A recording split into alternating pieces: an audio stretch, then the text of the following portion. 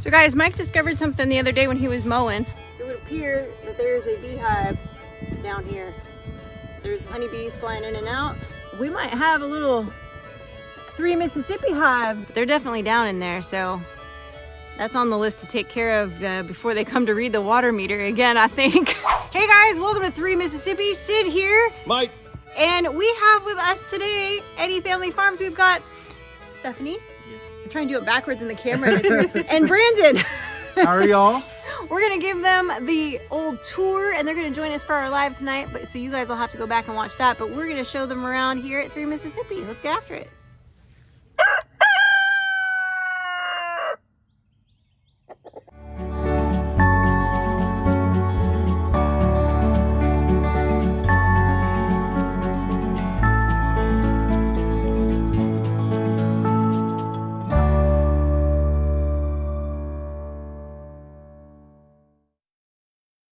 Okay. I'm like, I'm not being He's the talker in the family. Well, we're gonna make you talk today. So this is Stephanie from Eddy Family Farms, and she is not as comfortable in front of the camera, but we're gonna push her boundaries today, and we're gonna have her tell you a little bit about their channel. I had Well, no idea. It's Eddy Family Farm, no like you idea how said, much and we just really farm. That's all we do. I mean, we have goats, we have some miniature ponies, we have 3 llamas, we have 2 females and a male. Then we got chickens. And you're working on building your home. Yeah, we're working on building our home, so we're living in a camper with 4 of our kids. So 6 people in a camper is a lot. Yeah, we got a tiny house. Hopefully they start on their house here in the next month or so. So yeah, I'm that's really hoping. we've been in, like she said, that camper. We've been in the camper for about 9 months now. We didn't really think it'd take that long, but we've lived in a city all of our life. And once we got the property, we wanted to move out there and get animals and to just enjoy the freedom. And man, as soon as we moved out there, you really don't need the camper because you're outside all day. Yep. You're working with the animals or something like that. But it's absolutely awesome. We just really enjoy building content and you know, showing our family what we do around the farm. And we love interacting with each and every one of y'all subscribers. That's probably my favorite part, is interacting with everyone, which we do a live once a week for 2 hours. It starts at 10 p.m. and we usually go to midnight, but that's when we really interact with everybody. So yeah, We'd love for y'all to come over and join our YouTube family and give us a shot. So guys, if you have not gone and subscribed and checked out Eddy's Family Farm, make sure you go do that. Their link is down below in case you don't want to type it in, because if you're like me, I get lazy and I don't want to try to figure out and type it in. The link's down below in the description there. Go show them some love. Go tell them 3 Mississippi says hey. It's way bigger in person. Oh, and it's about dead now. Everything's pretty much over. I do still have a few watermelons and cantaloupe. In fact, there's one that's ripe. That's that cantaloupe. So I was wondering, how did you get the dirt like this? Like your dirt mounded up right there? So I had a neighbor who's a fabricator custom build this thing that's made out of metal that drags behind my tiller, and it forms these rows. As you till, it pushes the dirt back into these rows and lays them perfect. I mean, If you tried to build these rows with a shovel, it'd take you 2 days to build one of these. But that thing, we call it the row builder. We use that black netting stuff, but it's fabric. Yeah, That's what I'm using on the other end. Yeah, You can see under the okra. Yeah, that stuff works great. I'll use that from now on. Wow, there's a ton of okra on there. Holy cow. Yep. I told you there was a bunch of blooms the other day. Now, did you grow potatoes? No. Okay. I'm going to ask you, since you know, is it better if you mound, like plant your potatoes and mound it up kind of like this right here? Well, the thing about potatoes is potatoes will grow from, when you see a potato plant, you can see all these little white nubs around the base of the potato. Every one of them will become a root that will become a potato. Okay. I don't like to plant potatoes on top of a hill. I like to actually dig a trench, so I hill up the side, plant my potato, and as my potato gets about this tall, pull in. Okay. It gets a little taller, pull in again. You want to mound up around the potato plant Gotcha. as the plant's growing. Yeah. And now you'll get more potatoes out of it. That makes sense. Our garden was about this size here, way too big. It won't be like that way next year. No. Because this is our And I first thought time. I was going to have all this, but I couldn't manage. Well, we just finished our live with Eddy Family Farm, and now we're gonna show them the animals before it gets too dark, and then we're gonna take them around the property. I'm gonna take Stephanie with me in the truck, and so you'll have to watch on her channel to see that. And then of course, Brandon and Mike are going out, and he'll be. Oh, there's that thunder. We are under a thunderstorm advisory right now, so let's see these animals. So I've got some Jersey Giants in here, and they've got some Orpingtons in here, with some Americanas. These are my Muscovy ducks. And let's see, I got a couple barred rocks, and that's a random bird. I have no idea what it is. I don't know. It was one of the free ones that they included with the purchase or whatever, with the order. That's awesome. I love that color. But that's that guy right there. That's Roderick. He's my tufted Roman. He was supposed to be a Sebastopol. They sent me the wrong goose. Oh. So, and then I've got a whole mess that came from Paragon Ridge Ranch. So you guys know them? Yep. Okay, so Christy came for a visit, and she brought me some birds and some hatching eggs. So I hatched out a bunch of her eggs. Oh, wow. And she brought me a bunch of birds, and so I moved them out here today, actually, out of the brooder. So they're gonna stay in here till they get a little bit bigger. Oh, they're so pretty. But these are got some lavender Americanas. We've got some let's see, some salmon Faverolles. We've got some copper Moran, and I think there's a leghorn in there somewhere. You don't like those waterers? I do. I think we need to make something like that. Yeah, I love those We've things. seen them over there. Yeah. We were Yeah. looking at- we I thought like- those looked really- So there's those, and then Mike changed the cups out on that one on the very back there. I like those, but they make a big mess because they'll smack the cup down a lot, and they'll make big puddles under it. Yeah. So, but yeah, these are my birds. These are my birds.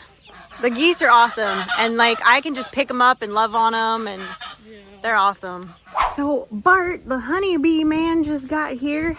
Let's go see what's going on. All right, guys, we are down here at the Water meter. water meter, like near the water meter. We're not like all the way to it, but we're close. He's gonna be like, "Yep, those are bees." Yep, those are honeybees. What we'll do is, we'll try to lift the lid straight up, and then turn it over and cut the comb. Oh, you think they built underneath the lid?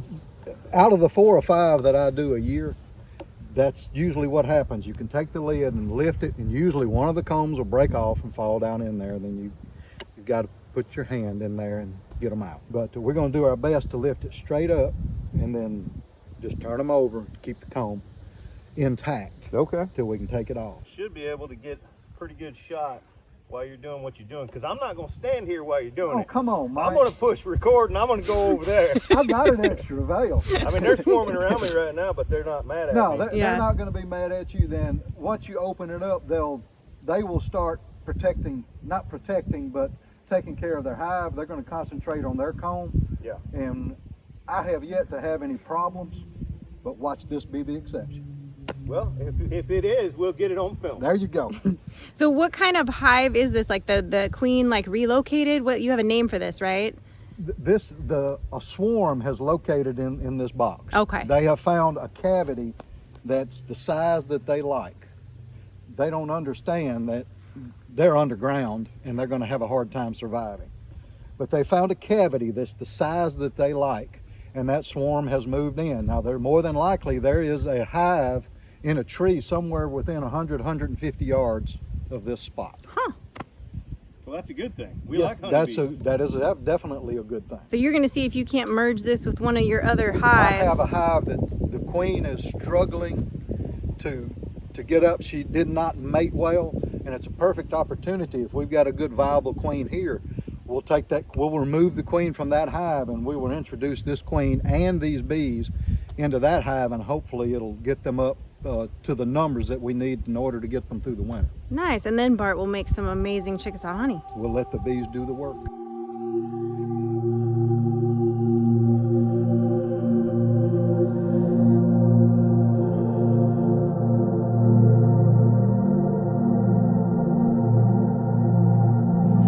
So Bart, how long have you been keeping bees? Close to 12 years now. Wow. Just got into it by accident. A tree fell on my in-laws' farm. Oh. And it had honeybees in it, and they couldn't mow around it. So, Bart, can you get these bees out? Through Google. Right. We built a box and made some frames and bought a smoker and a suit and got the chainsaw out, cut it open, smoked it. You talk about one scared young fella. All by yourself with 50, 60,000 bees. Let's see if we've got a queen. Okay. And it may just be that it's so hot that they told several of the bees, or they decided, well, some of y'all got to get out of here. It's too hot. Oh, that happens too. I've had that happen before, and it'll be just a little softball-sized group of bees. Oh. And we'll just have to see what we get when we get in. All right. Well, you know, we did hear that buzzing. I forget which tree it was. Remember, you heard it mowing, and I heard it when I was walking out here. Yeah, it was over. I think it was like, was it in the magnolia tree? Magnolia. We heard like really loud buzzing, but then I thought it was wasps too.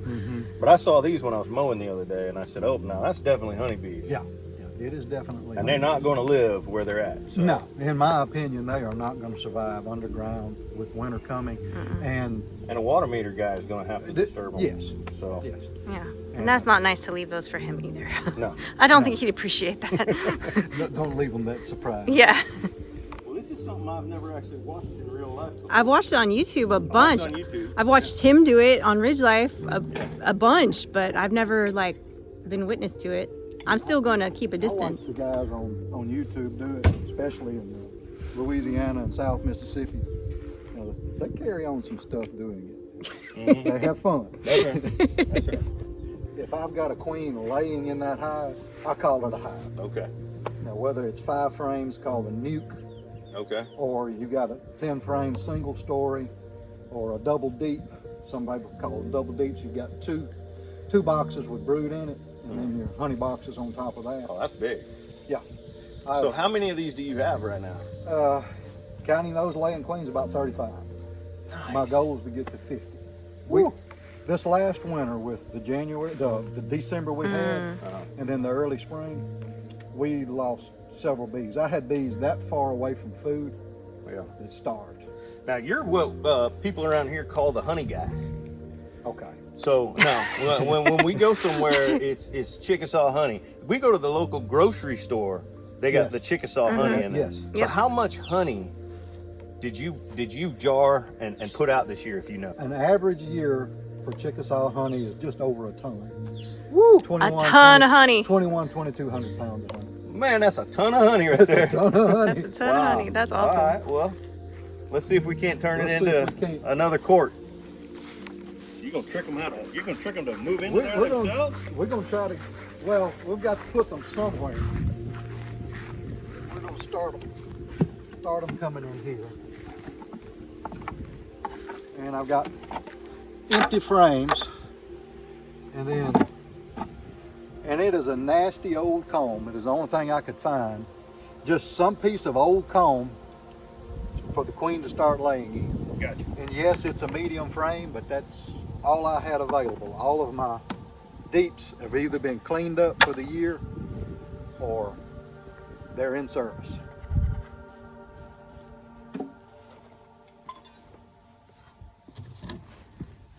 Just in case.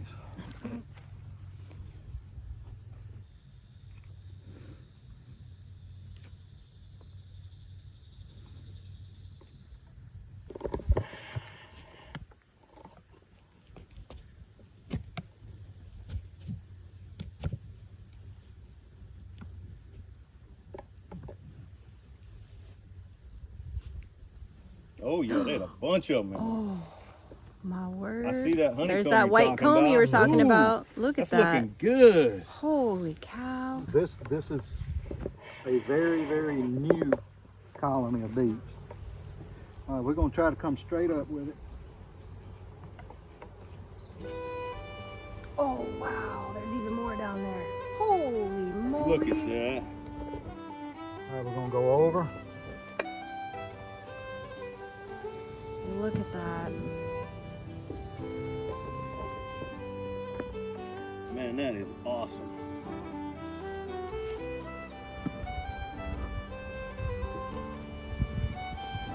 The one you said was gonna fall.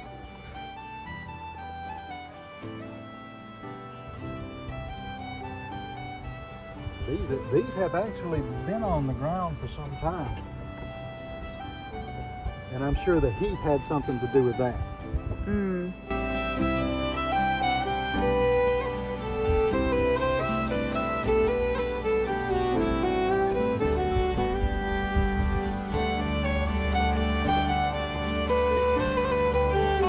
And Mike, we've got bees that's attached to the box itself right Yeah, I here. noticed that when you pulled it out.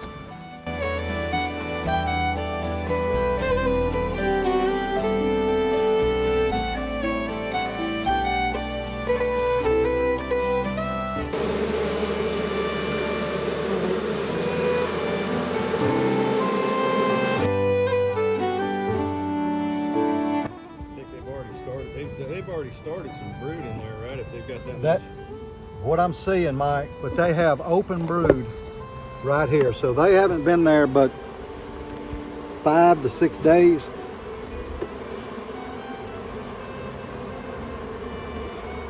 And I'm gonna put that open brood in there.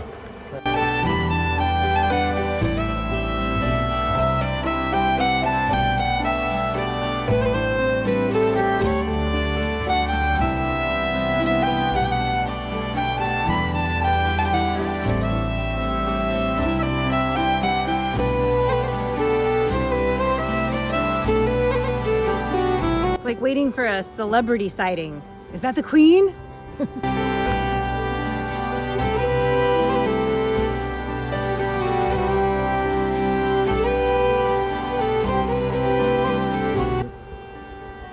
Can she fly herself out of there? She still has the ability to fly. What I'm gonna do right here, right quick, You gonna build a bridge? I'm gonna create a bridge. Aww. Ah, Did it sting you? no. Oh. Aw. There we go. Look at that. He made a bridge. And they're using it. I would give anything if we could see a march out of here into here. It would be so cool to see.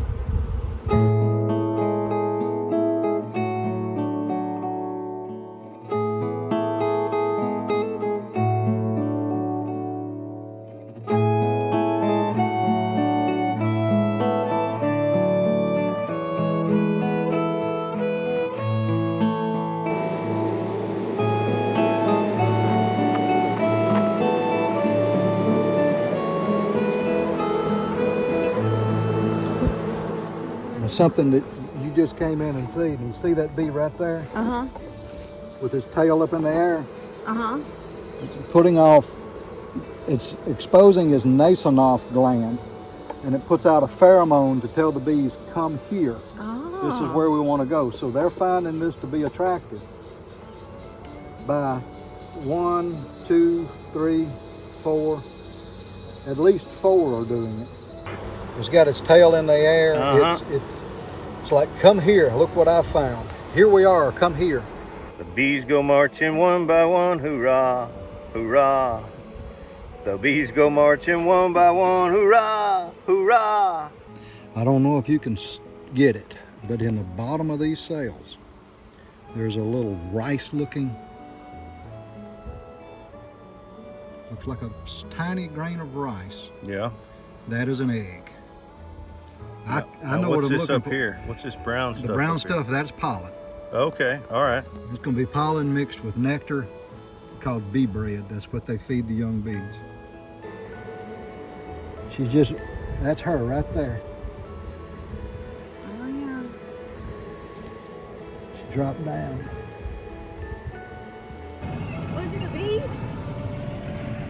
pulling the bees out into the box. Arbor Grove? Which church? Oh, at our church. You got her? Got her. You can see she has a somewhat larger abdomen. Oh, yeah.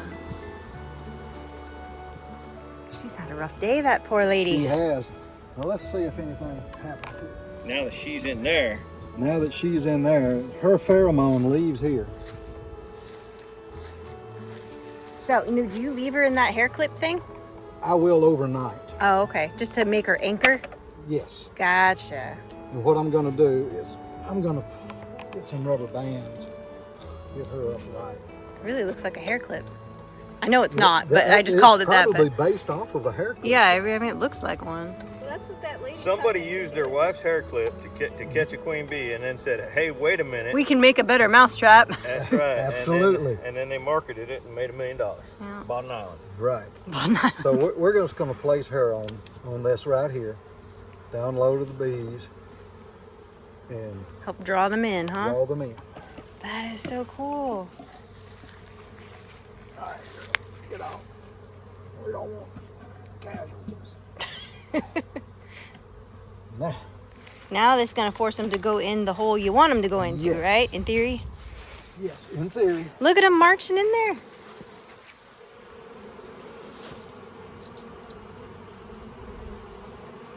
This is a much stronger hive than they want at the house. Is it? This is going to be a good. Maybe we'll work out a deal next year once it's good and healthy, where it lives on 3 Mississippi. That's right. Of course, We- in order for that to be worth your time, you're going to need to have We, 8 or 10 of them. we need at least 10 to make it worth the trip. Yeah. Well, I'm planning on And I'm driving by and I'm looking. Okay, you got goldenrod about to bloom. You got ragweed blooming, goatweed, some other stuff I don't know the name of. All these fall flowers are blooming. Mm-hmm. well, we're burning a 20-acre field in the back in February, Okay. and after we burn it, I'm broadcasting wildflowers and sunflowers. As many acres as I can afford to broadcast. And we're just going to let that go all next year and then bush hog it right before dove season. Mm-hmm. Yeah. Pew pew. Is there a cow hunting season? Because I much prefer steak to dove. You know, the reason I'm on dove hunt next year, I do like dove, but the reason I'm on a dove hunt next year is because dove hunting is an incredible way for a youth to get into bird hunting. I was going to say, Oh, we got a he's youth not, right here. I was like, he's not a We youth. got a youth right here that showed a little bit of interest in dove hunting. A Asked ute. a couple questions, and I was like, all right. Then next year we're gonna plan on it, and if that means I have to plant 10 acres of sunflowers and wildflowers on that 20-acre patch back there, that's only going to be good for everything else too.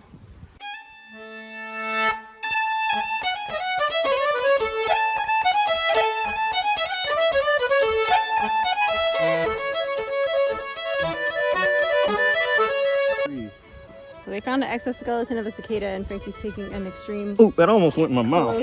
Yeah, I don't recommend. Don't eat that. Don't eat it.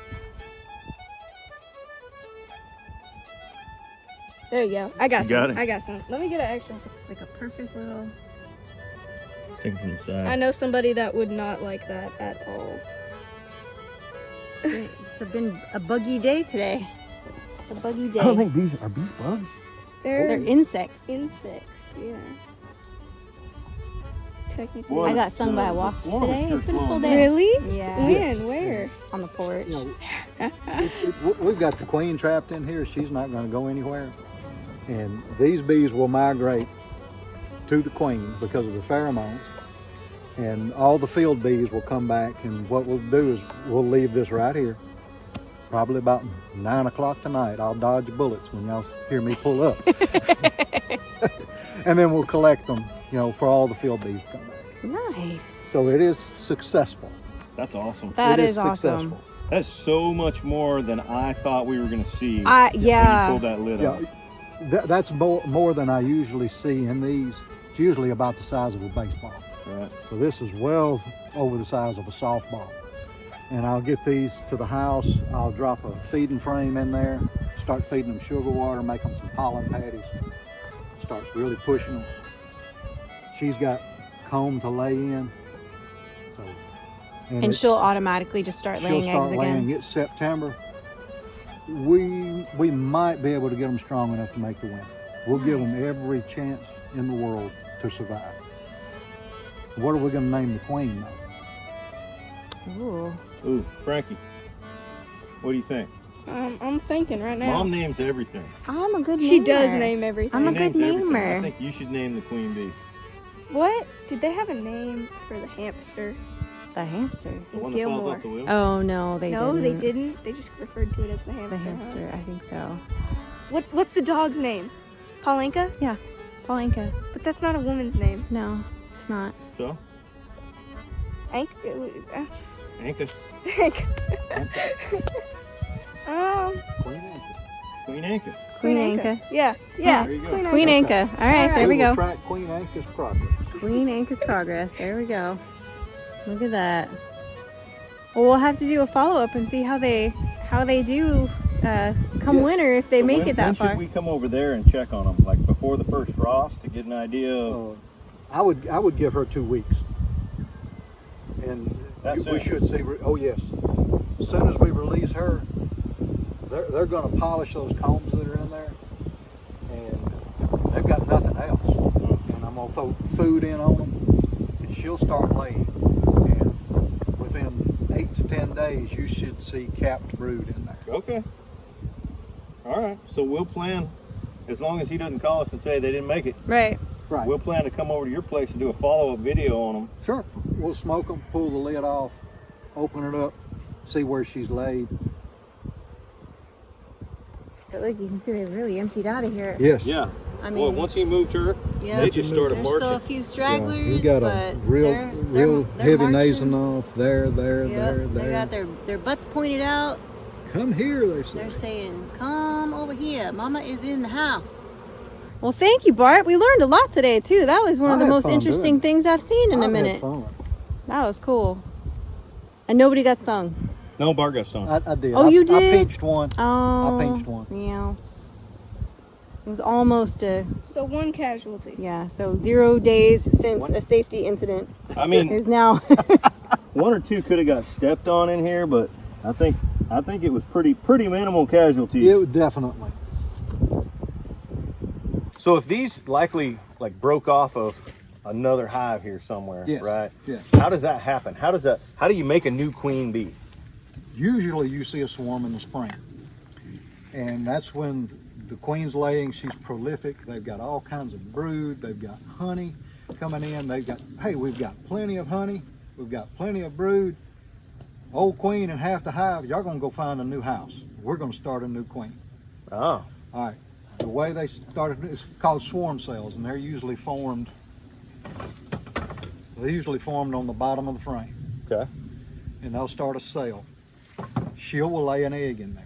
After that egg is laid, that egg is only fed royal jelly, which comes from a very young queen bee. And that is all she's fed for the entire life cycle of the larva, pupating, and all of that. That gives them the amino acids, whatever's in it, creates a fully functional queen. Now that queen hatches, you have several there, that queen hatches, and then she will go destroy all the other cells. Ooh. The first one that hatches. She'll go destroy the other cells. And within a week, she'll go fly to the drone congregation area, which is where all the boys go. And she will mate with 15 to 25 drones. One time, she'll do that, mate with the drones, come back, and the only other time she'll leave the hive is for a swarm again. She'll stay there. I'll be darned. But it's what she is fed. Now, normally a worker bee will be fed royal jelly the first 3 days after the egg hatches. Then it's fed bee bread, which is pollen and honey mixed. And then, so this, her female parts are not fully developed. Right. So and who does the feeding? The worker bees? What they call nurse bees, it's under a certain age, Okay, nurse bees. nurse bees. So essentially, the colony decides. The colony decides, not the queen. it's a hostile takeover. Oh yes, yes. They decide we don't want that queen no more. We're going to bounce her and some of the rest of the colony, and we're going to start a new one. And it's wow. That's why a swarm that's hanging on a tree is the gentlest you'll ever see, because they've just been kicked out of their house. They've got no place to go. What food they have on themselves. And that's it. So you can just walk up and rake them off into a box. Wow. But they decide as a colony that, okay, y'all are going to swarm. That's the way they procreate. Right. Y'all are going to find a new house. That's what these bees did. It is late in the year for a swarm. Right. So that hive, wherever it is, must be a booming colony. Wow. Or you were mentioning something about the heat. The heat that we've had. The ones that I've seen, Mike, on a cast off for heat, there's been no queen with them. Okay. They're just like, hey, we need to conserve some resources. Y'all got to go. Yeah, or it'll be a virgin queen. This is a mated queen. She was laying eggs. Right. She's fully mated. So it sounds like somewhere nearby, within a couple 100 yards, we got At a least really big hive somewhere. Yes, somewhere. And what is the lifespan of the bees? A worker bee during the summer is about 6 weeks for its entire life. Wow. The queen, 2 to 3 years, they may stay viable if you get a good bred queen, but I see them supersede the queen about every 2 years. And when they do that, if it's just because she's getting old, do they just bounce her? No, Or do they swarm? what they call supersede you. They'll just replace her. Okay. There's a different location, usually for the queen cell. It'll be higher up on the frame, and it'll be less of them. Okay. And then do they just kill her once? They'll just kick her out of the hive. Okay. Kick her out of the hive. Oh, we don't. Wow. That's one reason every year I'll mark, if I'm working bees and I see a queen that's not marked, I'll take her and this year I'll put a little red dot on her. Put her back in the hive. That way next year, if I go into this hive and there's no red dot on this queen, they've superseded her. So Interesting. next year, during 2024, I'll mark her green. Okay. And then I'll have to look it up, but there's another color for the So next Queen year. Inca, it's not going to last long, baby. Couple years at the most. That's actually that's longer than I thought. I thought it was going to be like a few weeks, a month, 2 months, maybe. As bad as long as like a middle school relationship or something like that. I don't know. I was not thinking it would last that long. All right. Okay.